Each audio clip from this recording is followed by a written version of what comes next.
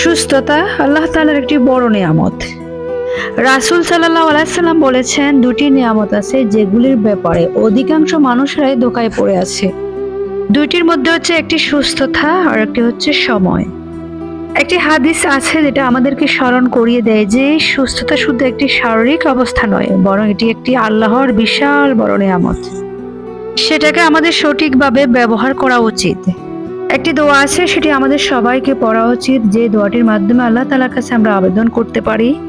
দোয়াটি খুবই ছোট্ট, শিখে রাখতে পারেন। দোয়াটি হলো আল্লাহুম্মা ইজআল সিহাতি বারাকাতান।